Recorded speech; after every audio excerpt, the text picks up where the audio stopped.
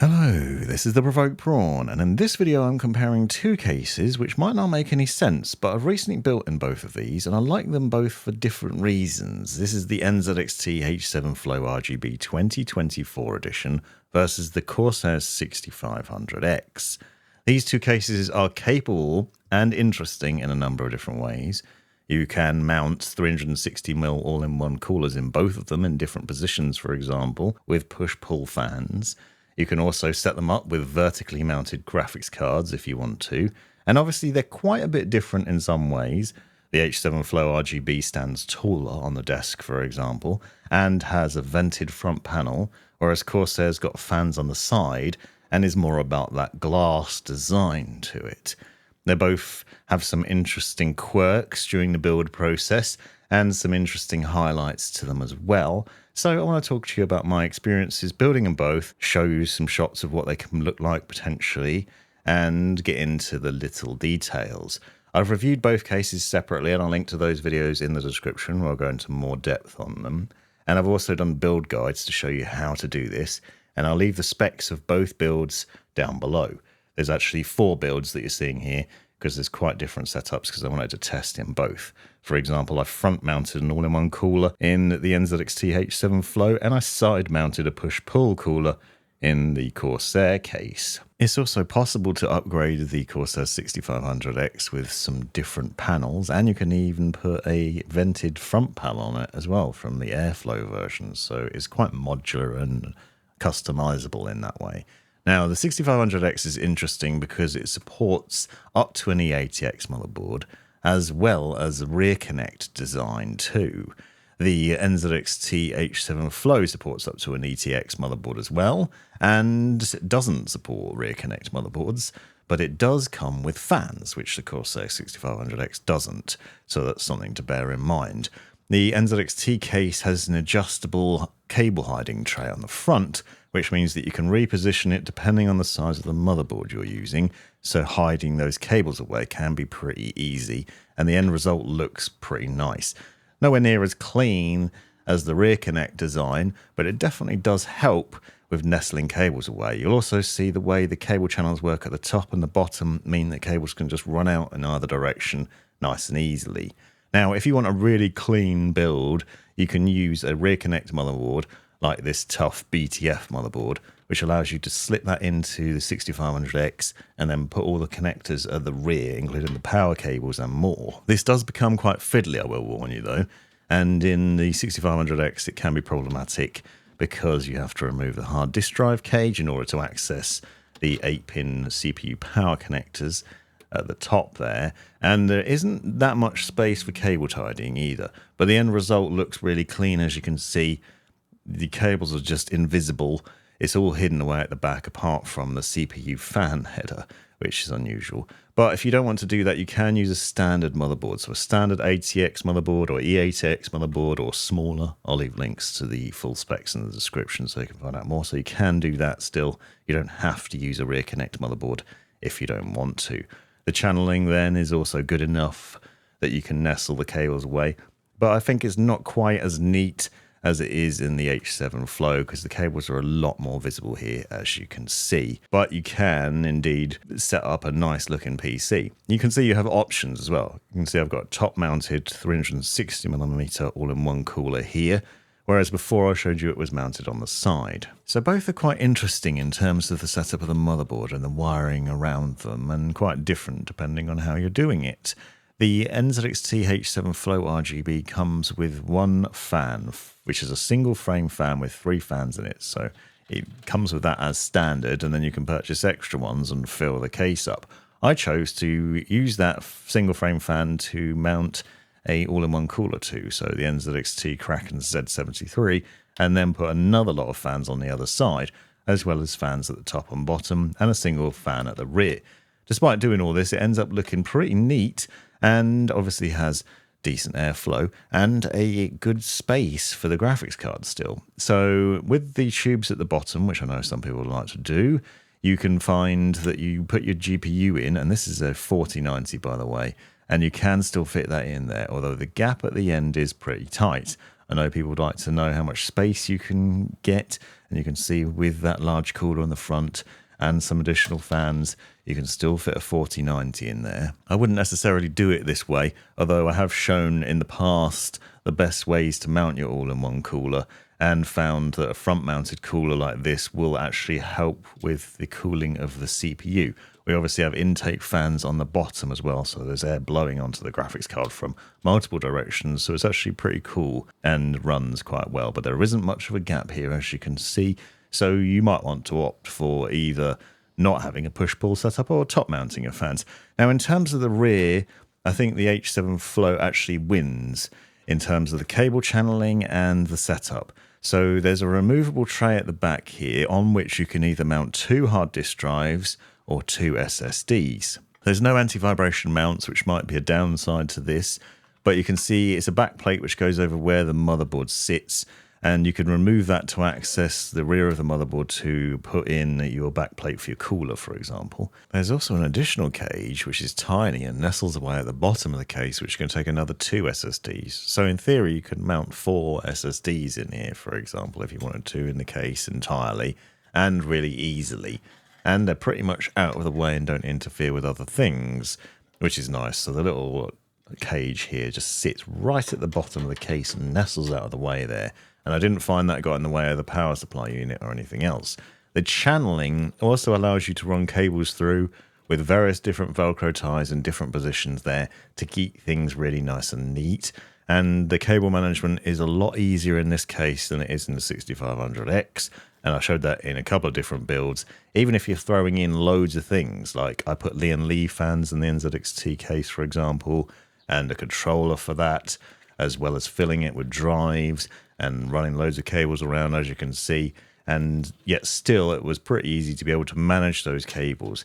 If you're using NZXT fans, there's also a nice place to put your controller at the top here, where you can nestle that away, so you can get that out of the way there and still manage to plug your fans into it really easily, and then just pop all your cabling for it up there. So it's really easy to run cables in different directions, and also to even have a messy cable management setup like I have and still be able to close the door.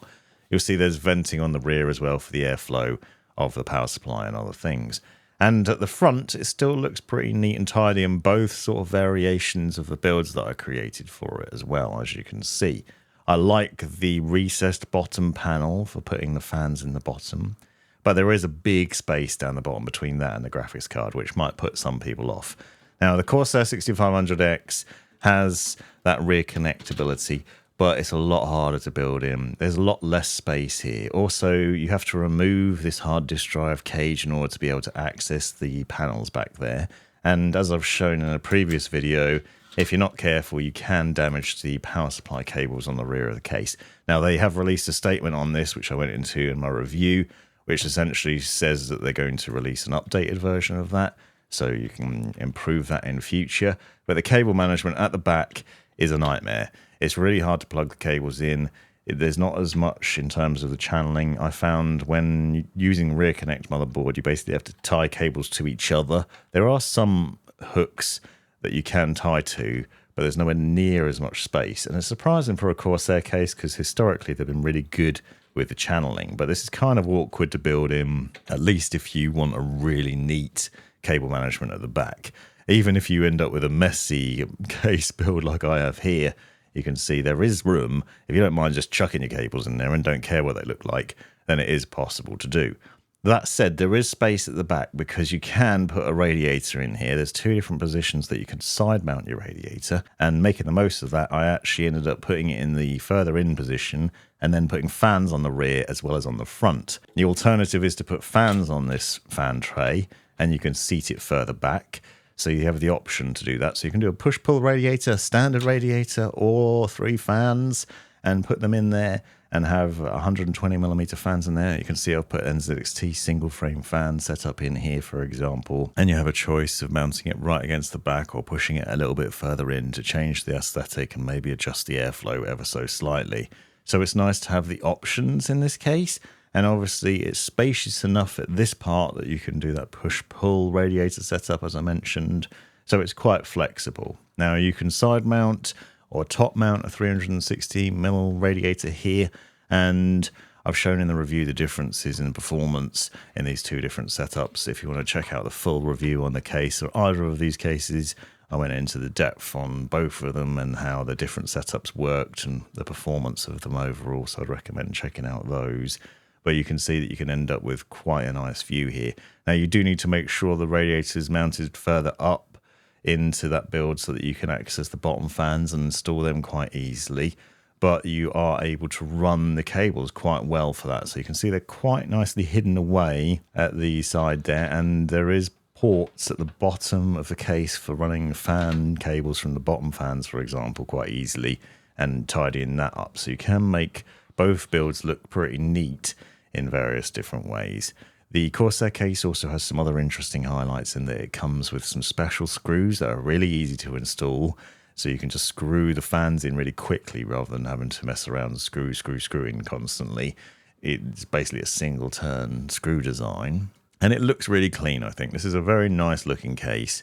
It's a faff to build in, I'll be honest. It was a pain, especially when you have to build in it twice, but it is very nice looking by the end. Now, the NZXT case comes with this recessed fan tray, which I mentioned.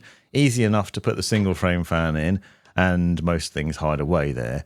But you do need to bear in mind that if you are buying it, you can only fit 120mm fans in there. And if you have fans like this, the Leland fans, which have a connector on the end, it might prove difficult to get those in. It is possible still, but the clips there on the end of that connector basically mean that you have trouble sort of getting it into the hole. So although this is a nice idea, it might mean that things are a little bit tricky to get in. I found that I had to force that in there, and then screwing those fans in was a bit more difficult because on the underside, there are essentially just some holes. Different sort of Leland fans actually were a bit easier because these ones didn't have the large connector on the end. This is just has a cable basically that sits out of it. So you can get those in easily enough. And obviously the cabling from these fans is really hidden away because it runs through the bottom and then out the back. But on the underside, you'll notice instead of having the long runs that you'd usually have, you have specific holes to screw the fans into. So quite a different design there, and it's quite interesting in the way that works. You'll notice from these shots just how big that gap is between those bottom fans and the graphics card though, as I mentioned. But NZXT's vertical GPU mount does sit that GPU nicely back from the glass. Now, the removable trays on the NZXT case are easy enough to pop off, so you can pull that front tray off. It doesn't have any sort of shielding on there apart from the perforated holes on it, but you can take that off obviously and easily clean those and then access the front fans to be able to clean those up pretty easily as well. I do like these fans, by the way. They are easy to install and wire and set up, and I've done a separate video on those. And I think they look really clean, and they obviously suit this case really well too. And they can easily be mounted onto a radiator if you want to. The performance has been pretty good with them. I did find that perhaps they're a bit louder than Corsair's fan setup, so that's worth mentioning. Now, Corsair's glass door is removable, and you can just pop that out. People have mentioned in other reviews that it's a bit tricky to get out, and I've heard people saying that the screw is a problem on the door here as well. I didn't have any issues with that personally, so there's a little screw that holds the door in place. You can remove that screw and then take the door off to be able to access it, but it's worth bearing in mind that some people, especially with the black cases, have been having problems with it. The paneling on the rear comes off as well, but you'll notice there's a fan tray here, and that's intentional because it holds some of the mesh paneling on the inside in place, which is a weird thing to say, but basically the door here has this sort of material on the inside of it, which is obviously designed to collect dust, but it's a bit loose, and if you aren't careful you could damage that and then it will get pulled out. The thing that you might find as well is that could rub against the fans if that fan tray isn't in place there. So if that plastic extra bit of material isn't there, that could potentially be an issue and cause a bit of a noise, but it probably is easier to keep clean over time. This case also ran quietly during my testing, and both of them actually pretty cool as well. I've gone into some depth on this in the review, so I'd recommend checking those out because you're able to find out the temperature differences between the various different setups that I had in them. But my experience was probably in the region of 60 degrees on the CPU and the GPU on each maximum when gaming, and obviously higher when stress testing. But the IQ Link setup ran quieter than NZXT's fans. That's worth noting, although it is significantly more expensive, and that is something to bear in mind as well. And there is slightly different specs in the builds, but overall it was a great experience on both, and pretty cool as well. So not only are these good looking cases, but they're effective at cooling your system and have their own little quirks, but the end result is pretty nice, I think. And it's really a personal preference in which one you prefer. I like the look of the Corsair case, and especially with the rear connector motherboard in there. And once you get finished with it and you're happy with it, it looks pretty good. It might be a bit of a faff to build in, but it looks pretty good. However, if you want something that's thinner and taller, then NZXT H7 Flow is probably the better option.